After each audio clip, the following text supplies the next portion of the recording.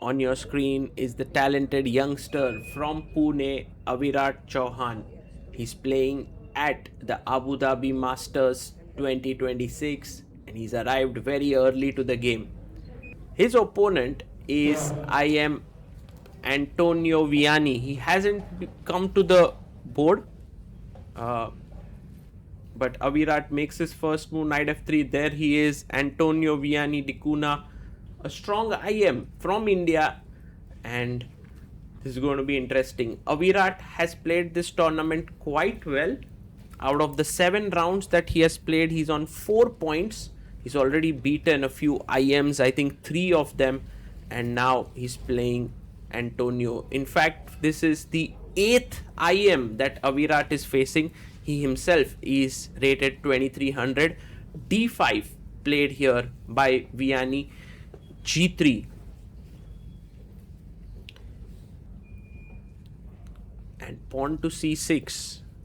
Amongst all the youngsters of Indian chess who are doing very well, let's say for example Arit Kapil, Sharbarto Mani, Advik Agarwal, Avirat is one more young talent right up there. Castles. And now bishop to f5 played. Avirat pushes his pawn to d3. There are many ways to play this structure. You can play pawn to c4. You can go and try to play e4 here.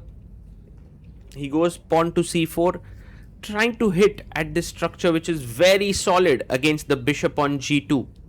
Pawn comes up to e6, bolstering the center. And now pawn takes pawn.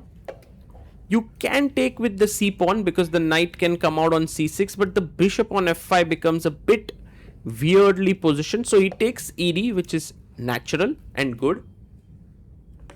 And queen to b3 played by Avirat, looking at the b7 pawn weakness. We have queen to b6. And now if you take here, black gets the open file, and so he goes bishop e3, asking black if he wants to take. And this is something that I learned quite late, that even though these two pawns are isolated, they are okay. It's not a problem. The rook is open, bishop comes to d4, and look at the speed at which Avirat is playing. He's at 134. He now attacks the knight. The knight is defended by its other knight. And I'm curious, what is Avirat's preparation here? He goes knight d2. He's playing quickly here. Bishop e7. Antonio Viani is saying like, okay, I understand that this position you are well prepped up, but I'm doing okay. Well, I think knight d4 is a possibility. He goes b4 and he clamps down on the structure here.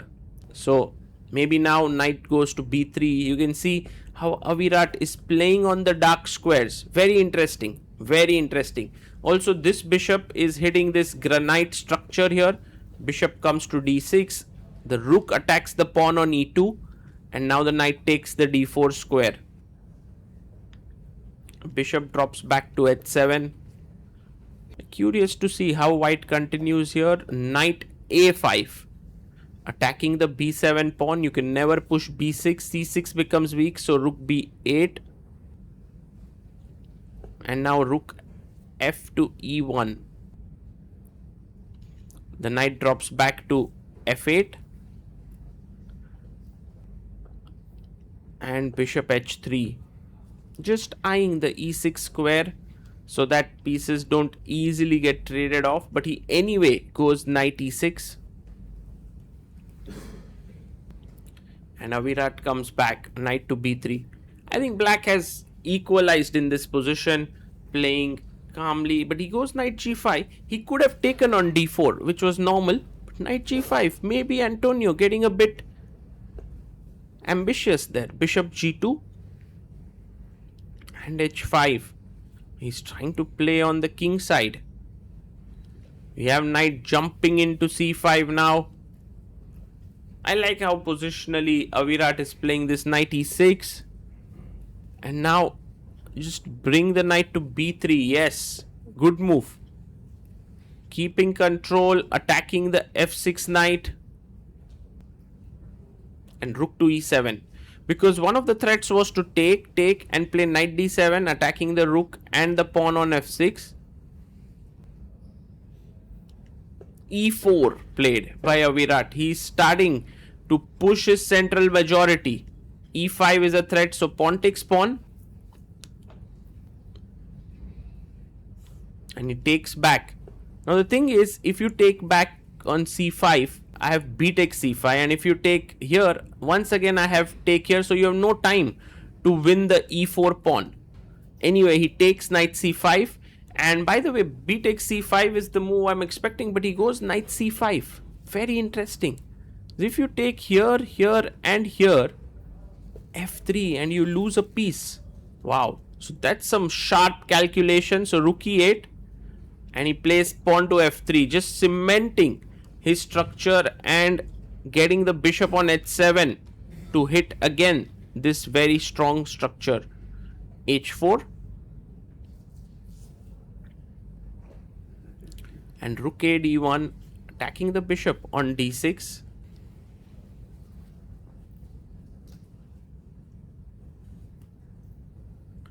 We have the bishop dropping back to b8. Now a lot of pressure on the g3 point. Avirat defends it with his king, and Antonio goes in and attacks the g3 point. f4 played. Wow. Now these pawns are very powerful. Knight goes back. Do you want to take? Actually, taking here not a bad idea, but also keeping. Well, he goes and takes it. He doubles the pawns, and maybe at some point f5 and the bishop is permanently out of the game. Bishop f3. Avirat playing a positionally amazing game. Now f5 is kind of necessary because otherwise the e4 pawn will fall. He plays it. He puts his pawn on f5. a5 played. The game is getting sharp now because this is trouble. So he comes back king f1, the best move in the position, and ab. And now you jump in knight d7, attacking here. Because if king g7, the knight on d7 is well placed. But he comes back knight d3. Not the best. You can see like here, and then rook e2 with the idea of rook d2. This is shut down. The knight is active. Would have been great. But knight d3 played, and now bishop d4. Antonio is getting some counterplay. He's attacking the b2 pawn. You have to defend it with rook e2. But g4. Now somehow b3 and the b2 pawn is weak. So while white has shut down the bishop on h7, he's lost a pawn in that regard, and these queenside pawns are coming. They are coming in. Knight c1 attacks the pawn here. You can't play c4. d4 is hanging. So he comes back on e5. So Avirat gets his pawn back. But c4. Black's majority here with the bishop, powerful bishop on e5 is giving him good counterplay for the bishop that is closed. Rook c7 now attacks the knight. Knight d7. Well, he wants to get rid of this bishop, but if he does so, pawn takes f6 and then the bishop can come back in the game. Not sure. He plays rook d2 and now bishop takes b2, because if you take here, I'll take on d7. It takes on f6. Bishop takes rook d8. But all of this has led to now the bishop on h7 breathing a bit. The game is getting sharp. Avirat has to be very careful because black has two pawns now running down the board. King comes up to g7. It's very difficult to play this position. Bishop d1, lovely move. He wants to put his bishop on c2 and then push. f6 played, halting these pawns. Rook d6 played by Avirat, eyeing the f6 pawn. It's very tough to be accurate in such positions, especially with 3 minutes. Rook b6. He's now put the rook behind the pawn. If you go c3, I have bishop c2, so bishop goes to g8 and e5. White reminds black that he too has passers here. fe. Antonio takes this pawn, and now g5. The only way now, I mean, there are many ways, but c3, which one to go for? c3, bishop c2 played quickly.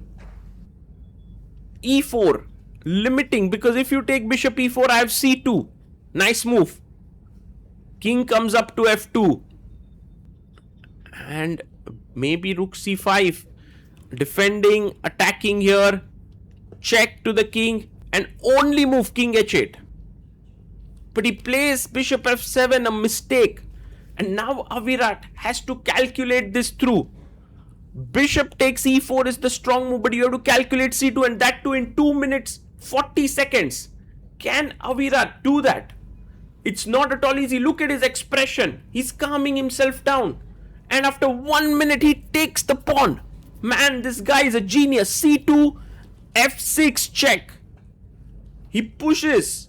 King doesn't have these squares. King g8 check, and you lose the bishop. So king f8 played. But now rook b8 check. This is such good play. And to keep your nerves and to calculate it through. Look at that. Look at him zoning in. Check. Boom. Bishop goes back to e8. And now bishop to g6. Plays it. He plays his pawn to g6. And rook f5. Because otherwise, if you make a queen, it's checkmate. And king e2. Because if you had taken here, I would have made a queen. He makes a knight. What the hell is happening? King d1. And look at Avirat there. He knows he's going to win this. He knows he's going to win this. He went back in his chair. King goes back. And the thing is, if you play rook e5, I'll just take on c1. So rook check. King c2. And the only move is rook e1. But now just f7 played, and it is game over. Avirat having 2 minutes on the clock, and he pushes the pawn, and Antonio Viani Dicuna resigns. Avirat Chauhan gets the win in his 4th win against an IM in this tournament, 5 out of 8, and that's a good performance for an IM norm already. He's made an IM norm. But guys, this kid, this youngster, 12-year-old, is not going to stop at IM title. He's incredible. Positional play here. Then the tactics that followed, and then in time pressure, the way he managed to navigate his way is simply insane. And we managed to catch up with Avirat after this game, where he analyzed how he won this one. Truly impressive game. Good fight by Antonio Viani Dicuna, but not enough against this youngster who is going to go places in the years to come.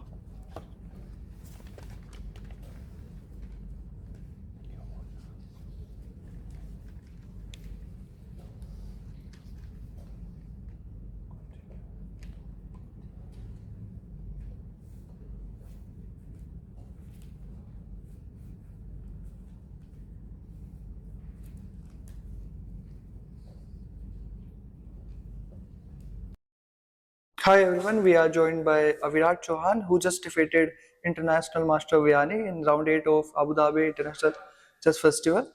Avirat, could you please tell us about your game from the opening? Yeah, it was a topsy-turvy game because in the opening I got a slight advantage in the end game, and then my advantage became larger, and in the end game his bishop on h7 was trapped. I put my pawns on e4 f5 and it was just trapped. But his control over dark squares was compensating it, even though I was winning. But it was really tough to win, so I decided to trade my knight for his dark squared bishop. But I missed an important detail. He could take my b2 pawn and then trade it, so that he has two connected pass pawns in this, and then his light squared bishop came out, which was the problem. And then he had like two connected passers, but somehow I kept my king on f2, and his problem was if he made a queen, then it would not be a check. So I would have one more move to do something, and so because of it, I took on e4, allowing the pawn to move to c2, and I created my own attack. And in the end, my attack was so strong he collapsed because we both were under time pressure, and he blundered in the end. So I won the game. And according to you, which is the crucial moment of the game? Because till middle game, it was equal only, right? Yeah, I think after he played the move c4, attacking my knight, that moment was actually very crucial, and I think I made a mistake on that move, playing knight c5. I think I should have played like knight c1 back or knight d2. I went for knight c5 trade, but then my b2 pawn fell, and it was very difficult to win in that position. And this is your fourth win against international master in this tournament. Yes. How are you feeling? I'm feeling really nice. I actually have got 8 out of 8 IMs in this tournament, and I have 4 wins, 2 draws, and 2 losses. I'm very happy with my result. And if I'm correct, you are at 5 point right now with this win. Yes, I'm Uh, at 5 yeah. points. So how do you evaluate your overall performance in this tournament? I think it is really good. It is a very good performance here, and I think I have scored an IM norm with one round to spare, because the average rating of my opponents is very high, and on 5 points I will get an IM norm. So that's one step closer to the IM title. Yeah. Thank you so much, Avirat, for your time, and best of luck for your last match. Thank you, sir.